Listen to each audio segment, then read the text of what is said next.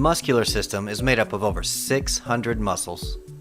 While we won't be covering all 600 individual muscles in this overview video, we will be discussing the main functions of the muscular system, the 5 major properties, the 5 types of muscle movements, 3 types of muscles, and how all of this works together to make up what we know as the muscular system. The primary purpose for the muscular system is to provide movement for the body. Now, these muscles receive their ability to move through the nervous system. There are 5 major properties to the muscular system. Number 1, muscles are excitable or irritable. This means that they are capable of receiving stimulation and responding to stimulation from the nerves. 2, they are contractible.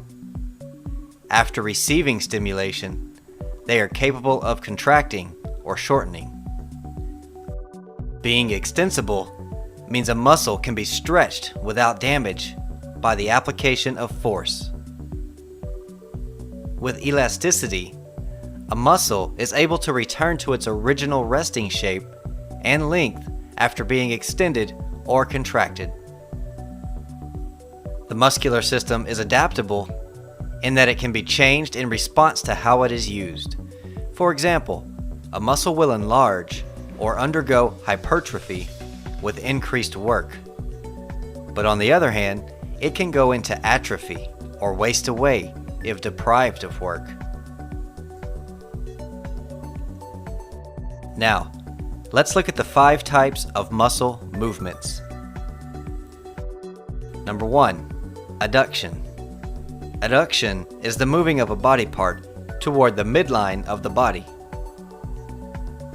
Abduction is moving a body part away from the body. Flexion means bending a joint to decrease the angle between 2 bones or 2 body parts. Extension is straightening and extending of the joint to increase the angle between 2 bones or body parts. And lastly, rotation involves moving a body part around an axis. The muscular system is divided into 3 main types of muscles, and each of these types can be moved by one of 2 ways, either voluntary or involuntary. The cardiac muscle is an involuntary muscle, meaning it operates without any conscious control. These muscles form the walls of the heart and contracts to circulate the blood. The visceral or smooth muscles are also considered involuntary.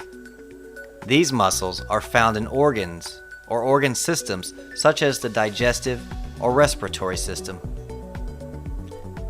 And the 3rd type of muscle is the skeletal muscle. These are what we typically think of when talking about muscles. These muscles attach to the skeleton and provide the skeleton with the ability to move. The skeletal muscles are classified as voluntary.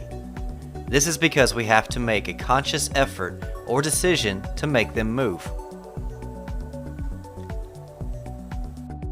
Although muscles obviously make up the muscle system, there are still some supportive structures that we need to look at that are also a necessary part of the system. Tendons and fascia are important supportive structures for the skeletal muscles. Simply put, tendons are what attach a muscle to a bone, and fascia connects muscles to other muscles.